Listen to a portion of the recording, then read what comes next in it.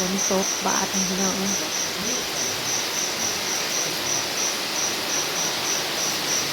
ล่าสุดก็ฝนตกจ้า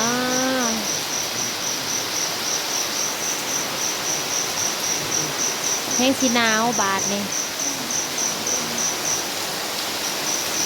ฝนตกพี่น้องเลยเฮ้ยแห้งละบาดนี่ตกแห้งอีหลี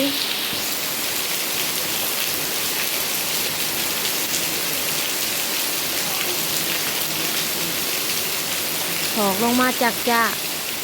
อีช่างผัดมาแห้งเอาบาท1 บาทเดียวเนาะบาทเนาะ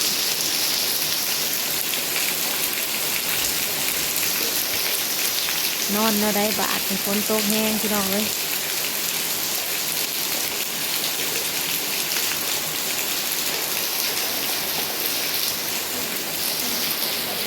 หนาวบาทตื่นแล้วฝนตกทุกคน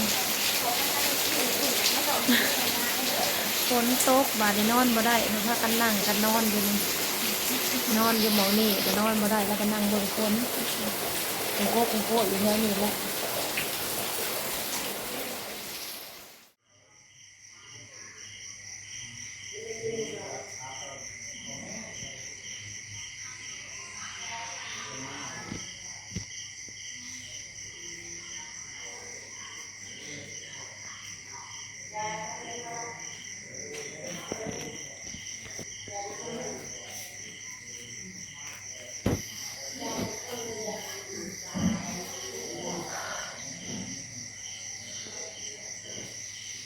สิได้นอนอยู่บ่พี่น้องคือเหมือนฮะนอนอยู่บนหมู่บ้านเลยมารอพี่น้องใครจะได้เสื้อแขนยาวมาหนาว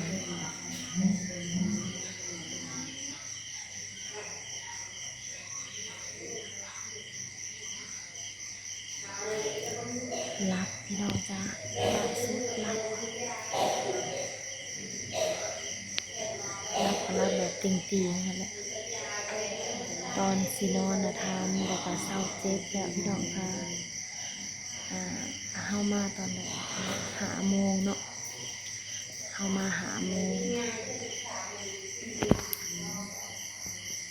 ตอนนี้ก็เป็นเวลา21 โมงครึ่งเนาะ3 ทุ่มครึ่ง5 6 7 8 9ประมาณ5 ชั่วโมงผ่านไปหลังจากเขาใส่ยาอาการก็ดีขึ้นพี่น้องเศร้าเจ็บก็นอนได้ตอนนี้รับพังเบิ่งตื่นขึ้นมาจะเป็นอะไรเพราะว่าหมอใส่ยาให้ใส่ยาหลายเติบพี่น้องใส่ยาในสโลมเนี่ยแล้วก็ซักเขาคนเนี่ยกระบะลานทรายเจ็บท้องแห้งพี่น้องก็สิแม่นลำไส้อักเสบกินแต่มาอะไรกินข้าวบ่ตรงเวลา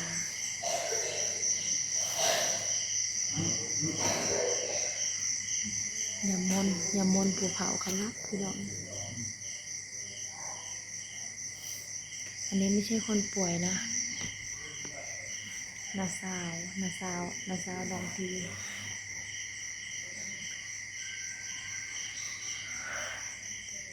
เป็นนาซาวเป็นเม็ดใหญ่ที่เม็ดเถานาซาวอันเนี่ยน้องสาวของมันเม็ดเถาจะเป็นเม็ดเถาอะไร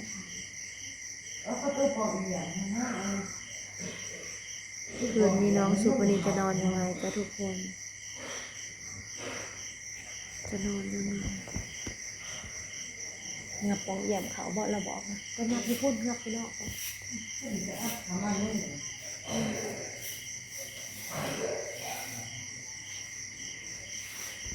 คนหน่อยก็เป็นตะกะบะที่จะหายไข่แต่คือตื่นใหม่คือว่านอนอยู่นะคือว่านอนอยู่ทีนี้ รับเต็มคนน้อยนะเทศแต่หาย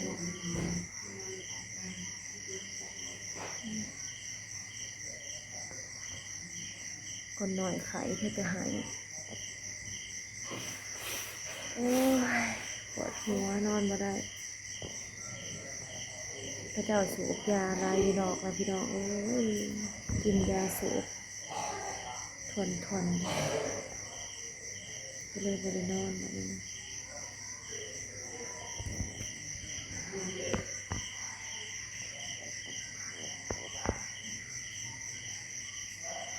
ปกตินะปกติคีนหลวงนะทุกคนคีนหลวงแล้วปกติแล้วตอนมาใหม่ๆนะเย็นเบิดแบบตีนมือนะเย็นเบิดคิดเบิ่งหมอฉีดยาเขาเข็มแบบหนาวจนปากสั่นดิบพี่น้องอาการเพิ่นนะเป็นปากสั่นจนมาบีบมาคันเอาเลยอีตุ่มสาดตกใจเฮงมาละหมอกวดซักยาให้ลูกปากสั่นติดตอนนี้คีนหลวงแล้วอาการดีขึ้นแล้วได้ทุกคนเด้อแต่ว่าหมอคนให้นอนห้องหมอก่อนตอนนี้นอนได้แล้วพังเบิกอาการจัก3 มื้อคุณหมอว่าหน้าตาก็มีสีเลยนะตอนวางกันนะหน้าก็ชีกเบิดเหลืองเบิดกระเด็นกระโดดจะเป็นสีเหลืองนะพี่น้องแบบบ่มีเลือดนะสิแทงเอาเลือดกันยังยากจนได้เปลี่ยนข้างใหม่ดูดเลือดบ่ได้แทงบ่ได้สิเอาเลือดไปกดก็ยังเอาบ่ได้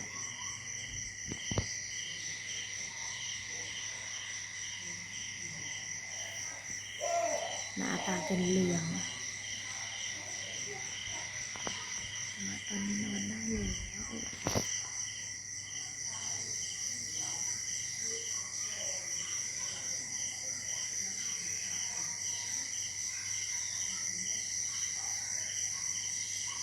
ใส่สโลมเพิ่นก็เอายาใส่ในสโลมแต่ว่ายังลายอยู่สโลมค่ะพี่น้อง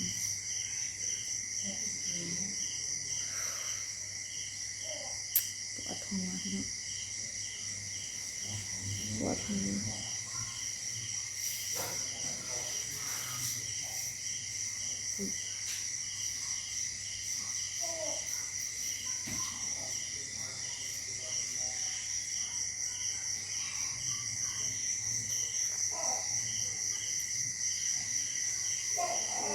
คนน้อยประเทศจะหายซาจินิกก็ฟ้าวแห้งก็ได้ดึงเอาเสืออยู่ในกำตัวหันซักไว้นะทุกคนก็ได้เป็นเสืออันนี้มาได้เสือมา2 ตัวหนาวเพราะอากาศแต่ว่าฝนตกลินหนาวอยู่บ้านแห่งฝนตกแห้งๆคุณแม่เธอมาแต่ว่าอยู่นี่หันบ่ได้ตกแต่ตกลินในยายๆๆนิดนึงบ่ได้ตกแห้ง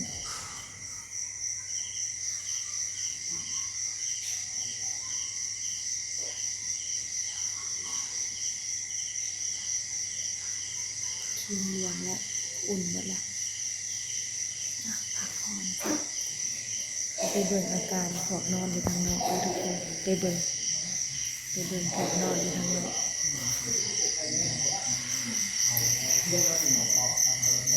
เราสุดนี้สินอนอะไรทุกคนโอ้ยเบิ่งสภาพน้องไผ่หมอนกับบ่มี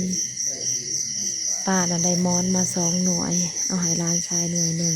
ผ้าห่มอันหนึ่งสะพายกุ้งบ่มีหอดหมอนแต่หมอนมาหน่วยหนึ่งบ่ได้เอาผ้าห่มน้ำไม้บางมาให้อันน้องโมน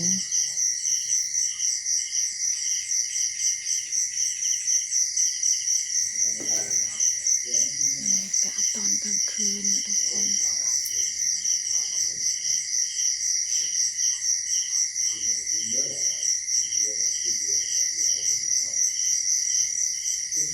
อันนี้จะเป็นตึกสงฆ์ ตึกสงฆ์ก็จะเป็นห้องที่แบบพระสงฆ์เพิ่นเนาะซุมเฮาก็บ่ได้ไปไกลจังซี่นะ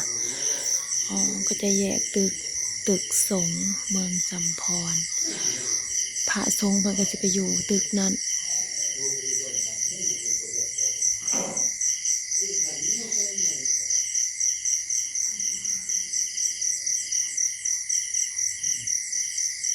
ดอกไม้งามเลย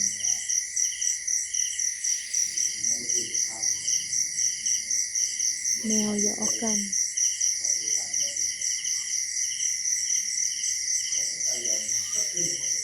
บรรยากาศตอนกลางคืนทำไมมันเงียบจังเลย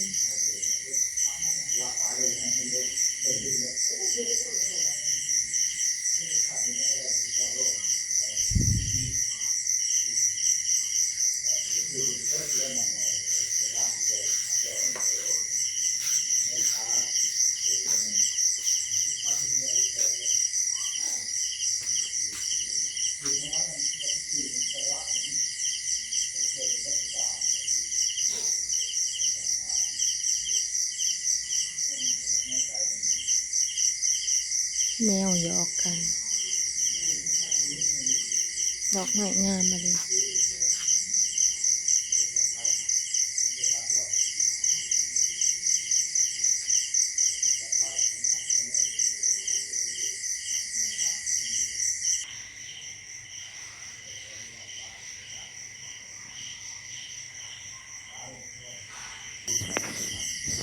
เฮานอนแบบนี้ยุงสิบ่กินเฮาบ่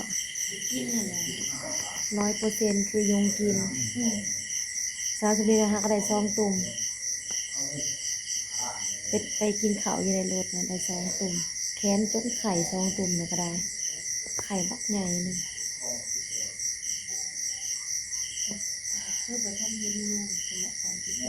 น บ่อันนี้เขาจูดยากันยุงเด้ถ้ากันจูดยากันยุงเนาะสภาพเลย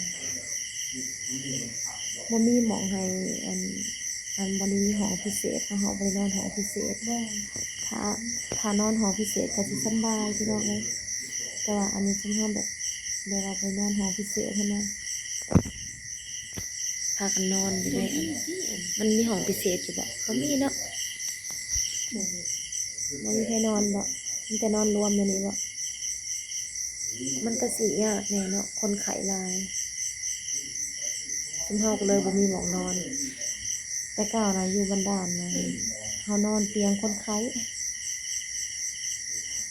มันคนไข้หลายก็บ่ได้นอนนะห้องหมอใหญ่ก็คนไข้หลายนะเฮาก็บ่ได้นอนเลยทุกในบ้านก็ไปนอนอยู่รถมันนี่มันเล่นแบบนอนอยู่ซ้ายหน้ากัน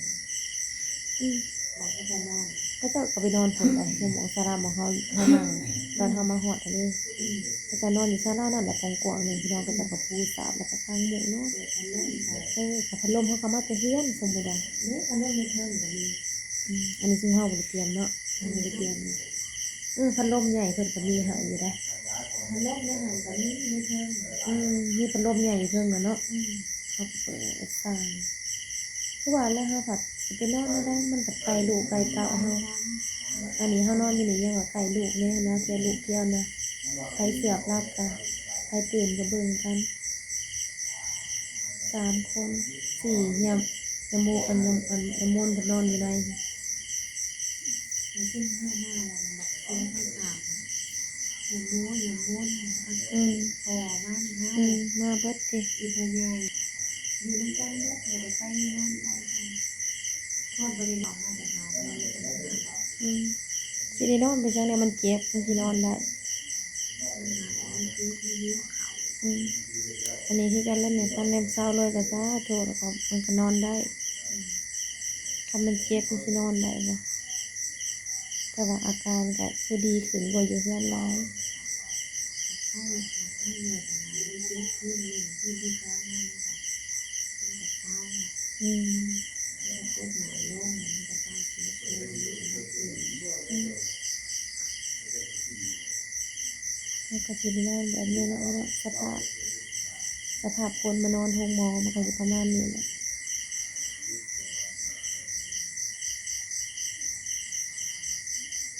ข้าวแห้งก็บ่ได้เตรียมหยังใครอยู่ไอ้บางอย่างเอาหมอนนี่เด้อเอาผ้าห่มนี่เด้อก็ฮุบแลนอันผ้าห่มก็ได้อันเดียวดึงออกมานี่หมอน2 หน่วยคงว่าสุเพิ่นเตรียมเพิ่นเนาะแต่ว่าเอาเบิดเลยก็บ่ได้เอาก็เอาพื้นเดียวบางเทื่อหนาวก็บ่แห้งแล้วใส่กันยาวก็บ่ได้เอาอันนี้เห็นหนาวอยู่เด้อนี่แต่ว่าใครเนี่ยแต่ฝนหยุดนี่อากาศมันเย็นอยู่หนาวอะนะซื้อเอาบ่อยู่บ่พื้นเท่าไหร่จนได้ซื้อพี่น้องเอ้ยพวกผมก็ได้สิซื้อเอา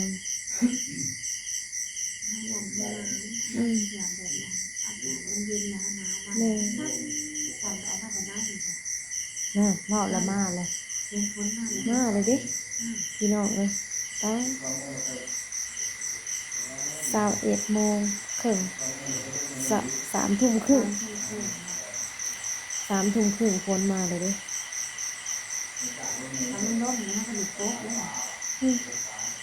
ฝนตกอยู่ละเย่ใครเนี่ยตกบ่แห้งเศร้าแล้ว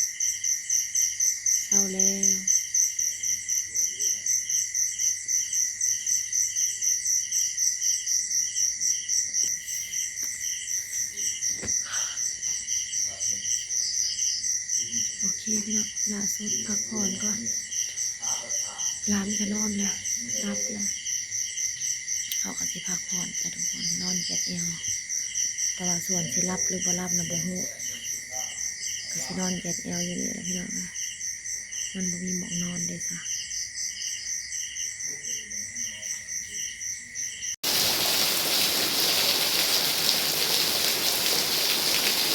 โอ้ยฝนตกก็หนาวสิจ๊ะ